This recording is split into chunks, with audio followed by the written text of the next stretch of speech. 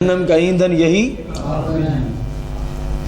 اگلی آیت ہے کدأب آل فرعون والذین من قبلہم والذین من، اس کے تحت قال ابن عباس رضی اللہ عنہما واکرمۃ ومجاہد کفیل آل فرعون فی الکفر والتکذیب،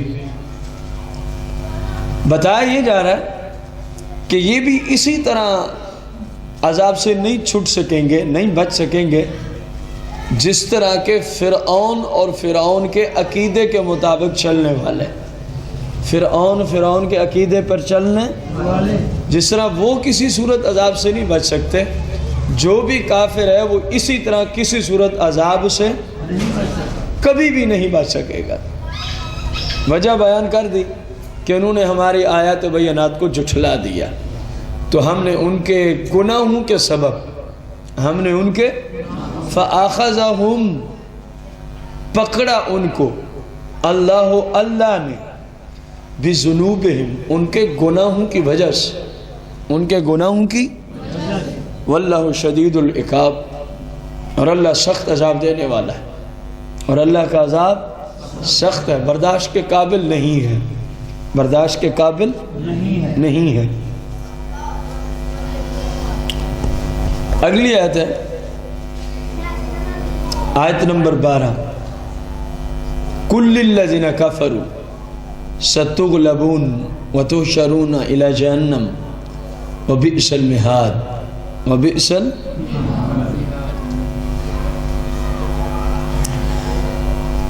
قال مقاتل اراد مشرکی مکہ معناه قل للکفار مکہ ستغلبون یوم بدر وتحشرون الى جہنم فی الآخرہ۔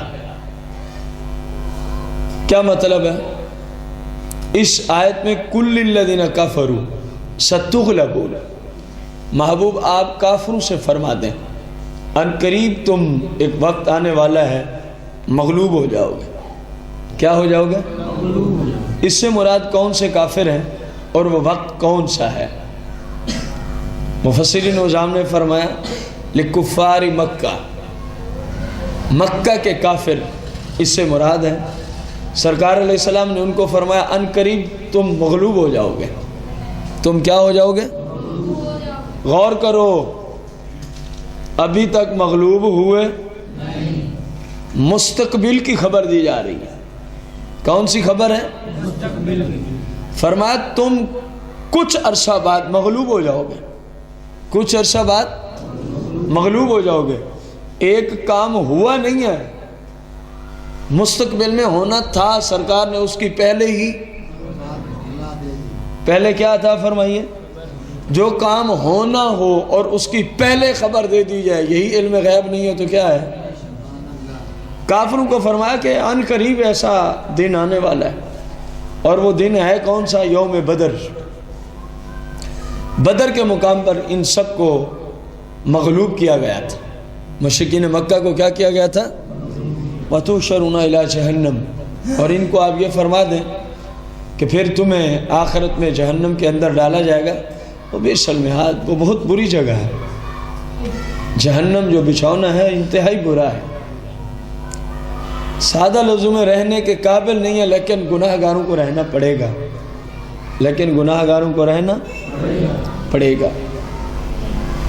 آیت نمبر 12 میں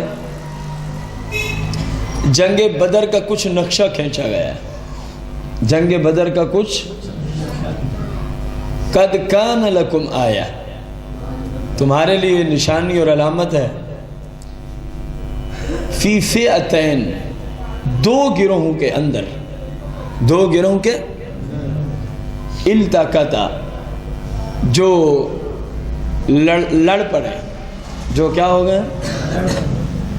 فئۃ تقاتل فی سبیل اللہ، ایک گروہ تو ہے جو صرف اللہ کی رضا کے لیے لڑ رہا ہے، وَأُخْرَى کافرہ، اور دوسرے کافر ہیں جو شیطان کی راہ میں لڑتے ہیں، جو شیطان کی، اس سے مراد جنگ بدر ہے۔ اس سے مراد کون سی جنگ ہے؟ جنگ بدر ہے۔ جنگ بدر میں تفسیر بغوی میں اسی آیت کی تفسیر کرتے ہوئے ان بدبختوں کی جو تعداد لکھی ہے وہ 950 ہے۔ کتنے کافر تھے؟ 950۔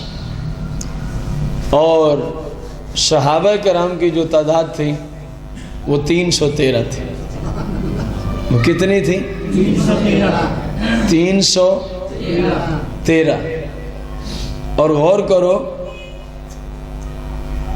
77 رجل من المہاجرین، 77 افراد مہاجرین میں سے تھے، یعنی 77 وہ صحابہ تھے جنہوں نے مکہ شریف سے ہجرت کر کے مدینہ کو اپنا وطن بنایا تھا۔ اور وَمِئَتَيْنِ وَسِتَّةٌ وَثَلَاثِينَ مِنَ الْأَنصَارِ، 236 جو ہیں وہ انصار صحابہ کرام تھے۔ 236 کون تھے؟ انصار صحابہ۔ 70 اور 236 کو جب جمع کریں گے تو 313 ہی جواب آئے گا۔ اب غور کرو کتنا فرق ہے، ایک طرف کتنے کھڑے ہیں اور بڑے اپنے اعتبار سے بڑے مغرور اور بڑے اپنے آپ کو بہادر، شجاع، جنگجو سمجھنے والے ہیں، اور دوسری جانب کون ہے؟ 300 اور بھوک پیاس سے جن کے چہرے زرد ہیں، غربت کا یہ عالم ہے، بھوک پیاس سے جن کے چہرے، کپڑے کوئی خاصے نہیں ہیں غربت کی وجہ سے، جس کے پہننے کے کپڑے خاص نہ ہوں اس کو کھانے کو کتنی کبھی غذا ملتی ہوں گی۔ کوئی بات سمجھ میں آ رہی؟ اور پھر صحابہ کرام علیہم رضوان میں وصاحب رأیت المہاجرین علی بن ابی طالب کرم اللہ وجہ الکریم، کتنے مہاجرین میں سے صحابہ تھے بدر میں؟ 77۔ ان میں جس بندے کے ہاتھ میں سرور دو جہاں علیہ السلام نے ایک گروہ مہاجرین کا بنا دیا، ایک انصار کا بنا دیا۔ مہاجرین میں جس ہستی کے ہاتھ میں سرکار نے جھنڈا دیا تھا وہ حضرت علی المرتضیٰ تھے، وہ حضرت علی المرتضیٰ تھے۔ وصاحب رأیت الانصاری سعد بن عبادہ رضی اللہ عنہ، اور 236 تھے انصار صحابہ کرام۔ مہاجرین صحابہ کرام کا مطلب ہوتا ہے جو مکہ سے مدینہ آئے تھے، انصار صحابہ کرام کا مطلب ہوتا ہے جو مدینہ کے رہائشی تھے، جنہوں نے مدد کی تھی۔ یہ ان کی قومیں نہیں ہیں کہ کوئی سمجھے الحمدللہ ہم بھی ان کی قوم سے ہیں، الحمدللہ ہم بھی ان کی، یہ قوم نہیں ہے ان کی۔ مہاجرین قوم نہیں ہے بلکہ اس کا معنی ہجرت کرنے والے، ہجرت۔ اور انصار صحابہ کا گروہ مطلب ہے مدد کرنے والے، ہیلپ کرنے والے۔ مہاجرین کی کیا کرنے والے؟ جو چال کے آئے تھے انہوں نے ان کی مدد کی تھی، اتنے تک مدد کی تھی کہ ایک بندے کی 2 بیویاں تھیں نا، تو جو ادھر سے اکیلا آیا اس نے کہا بھائی میں اس طرح کرتا ہوں، اپنی ایک بیوی کو طلاق دیتا ہوں، عدت کے بعد اس کا نکاح میں تیرے ساتھ کر دوں گا۔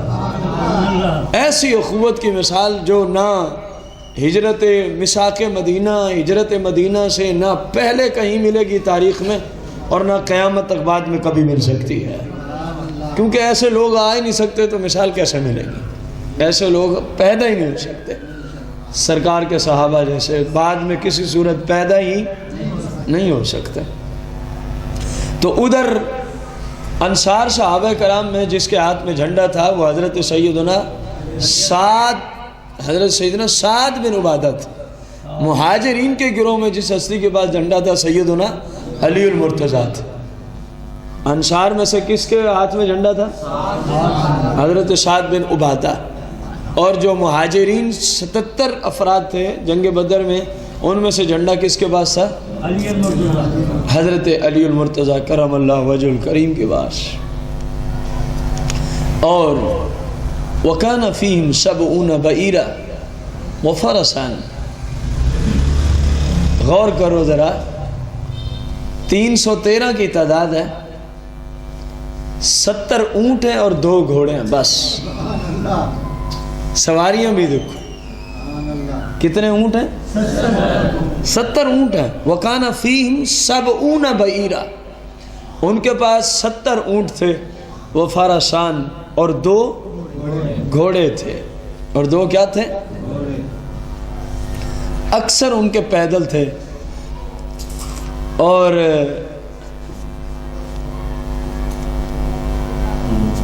اللہ اکبر، وہ کیا بندہ اس کی منظر کشی کرے. ہر بندے کے پاس تلوار تک بھی نہیں تھی. ہر بندے کے پاس تلوار تک بھی نہیں تھی. اور ان بدبختوں کے پاس کیا تھا؟ ایک تو تعداد کتنی ہے؟ 900، 2 گنا زیادہ ہے. صحابہ کی تعداد سے یہ بے ایمان 2 گنا زیادہ ہیں. اور ان بدبختوں کے پاس 100 گھوڑے تھے. کتنے گھوڑے تھے لڑائی کے لیے؟ اور صحابہ کے پاس فقط 2 گھوڑے ہیں. کتنا فرق ہے. اس فرق کو رکھنے کا مقصد فقط یہ ہے کہ سمجھ آئے کہ جب انہوں نے اتنا کچھ دیکھا نا، کافروں نے کہنے لگے مٹھی بھر لوگ ہیں، ان کو تو بس زندہ کھا جائیں گے، ان کو تو ہم کیا کریں گے. ان کے یہ منصوبوں میں شامل تھا، ان کو زندہ کھا جائیں گے اور ہمیشہ ہمیشہ کے لیے معاذ اللہ اسلام کا آفتاب جو ہے وہ ڈوب جائے گا، اور آج کے بعد اسلام کا کوئی نام لینے والا. انہیں یہ نہیں پتا تھا یہ جو مٹھی بھر تمہیں نظر ہے نا، یہ تمہیں بھی تمہاری نسلوں کو بھی کافی ہے. یہ تمہیں بھی اور تمہاری نسلوں کو بھی کیا ہے؟ کافی ہے. اور سرکار مدینہ صلی اللہ تعالی وسلم نے ان بدبختوں میں سے ایک بندہ صحابہ کے ہاتھ آیا نا، تو سرکار صلی اللہ علیہ وسلم نے فرمایا کہ وہ کتنے لوگ ہیں جو آئے ہوئے ہیں؟ اس نے کہا جی مجھے نہیں پتا، البتہ مجھے اتنا پتا ہے کہ ہر روز وہ کھانے کے لیے 1 اونٹ ذبح کر کے کھا جاتے ہیں. 1 اونٹ ذبح کر کے. سرکار نے اسی سے اندازہ لگایا، فرمایا 900 سے 1000 کے قریب ہیں جو ہر روز کا 1 اونٹ کھا جاتے ہیں. اور صحابہ کو 1 بکری تک نہیں ملتی تھی روزانہ کی، وہ اونٹ کھا جاتے تھے. دیکھو ایک طرح بھوک ہی بھوک ہے، پیاس ہی پیاس ہے. تعداد کم ہے، سواریاں کم ہیں، اور اسلحہ کم ہے. اور دوسری جگہ ہر چیز کی فراوانی ہے. کھاتے ہیں مزے سے، اپنی مرضی سے گوشت بچا پڑا، پیتے ہیں مرضی سے، شراب تک کو پی جاتے تھے. اور سواریوں کی کثرت ہے، اسلحے کی کیا ہے؟ کثرت ہے. لیکن جب مقابلہ ہوتا ہے اور شروع ہوتے ہیں نا، تو گاجر اور مولی کی طرح صحابہ نے ان بدبختوں کو جہنم میں کاٹ کاٹ کے گرا دیا تھا. اور یہودیوں کا ایک گروہ وہاں اس نیت سے گیا کہ آج دیکھتے ہیں کہ یہ مٹھی بھر لوگ کیا کرتے ہیں. یہ مٹھی بھر لوگ کیا کرتے ہیں. وہ دیکھنے کی غرض سے گئے تھے. لیکن مفسرین کرام نے کہا جب وہ گئے نا اور انہوں نے ان کے شجاع اور بہادری کو دیکھا نا، سرکار کی ذات پہ کس طرح اپنی جان کو قربان کرنے کے لیے تیار ہے، کس طرح اپنی جان کو قربان کرنے کے لیے سمجھ گئے ان پہ کوئی بندہ بھی غالب نہیں آ سکتا. ان پہ کوئی بندہ بھی، کیونکہ مشرکین سے جتنا زور لگ سکتا تھا انہوں نے سواریوں، اسلحہ کے معاملے میں، اور بڑے بڑے جو عرب کے جنگجو تھے، بڑے بڑے جو عرب کے اور بہادر قوی، شدید ترین قوی لوگ، ان کو اکٹھا کیا تھا. کیونکہ پہلی جنگ تھی اسلام اور کفر کی. اسلام اور کفر کی کیا تھی؟ اپنے اعتبار سے نا وہ بالکل فل پروگرام بنا کے کہ آج اسلام کا آفتاب ڈوب جائے گا. آج اسلام کا آفتاب، یہ صرف اپنی طاقت، ظاہری طاقت کے بل بوتے پر اور اپنی ظاہری شجاع اور بہادری کے بل بوتے پر کہ ہم تو اتنے بڑے بڑے پہلوان ہیں، ہمارے پاس فلاں فلاں مشہور پہلوان ہیں، ان کے پاس تو کھانے پینے کے نہیں، ان کے چہرے ہی زرد ہو گئے ہیں. بھوک اور پیاس کی وجہ سے چہرے کیا ہیں؟ زرد ہیں. پھر ساری رات اللہ کی جناب میں کھڑے رہتے ہیں. غذا صحیح بھی ہو، بندہ عبادت زیادہ کرے تو اس بندے کے جسم میں کمزوری ہوتی ہے. اس بندے کے جسم میں کیا ہوتی ہے؟ یہ ایک اصول ہے. جتنے بھی بزرگان دین ہیں آپ کو کوئی ہٹا کٹا نظر نہیں آئے گا. ان کی مین وجہ یہ نہیں کہ وہ کھاتے نہیں، کھاتے ہیں، لیکن ان کی عبادت، ان کا تقوی، ان کا زہد، اور خصوصاً سب سے زیادہ جو چیز اللہ اور قبر و آخرت کا جو ان کے اندر خوف ہوتا ہے، وہ ان کے جسم میں کسی چیز کو آنے ہی نہیں دیتا، ان کے جسم پر کسی چیز کو آنے ہی نہیں دیتا۔ غوث اعظم کے بارے میں پڑھ رہا تھا کسی کتاب میں، فرمایا بالکل ہلکے پھلکے جسم کے تھے، بالکل ہلکے پھلکے جسم کے تھے، لیکن روحانی پاور اتنی تھی، روحانی طاقت اتنی تھی کہ کیا بات، جس کی مثال ہی کوئی نہیں، جس کی مثال ہی کوئی نہیں۔ چاہتے تھے تو ہوا میں اڑنا شروع کر دیتے تھے، چاہتے تھے تو بادلوں کے ساتھ سفر کرنا شروع کر دیتے تھے۔ روحانی طاقت اتنی تھی، روحانی طاقت اتنی تھی۔ تو اللہ کریم نے صحابہ کرام علیہم رضوان کو سرکار کے توسل سے جنگ بدر میں کیا عطا فرمائی؟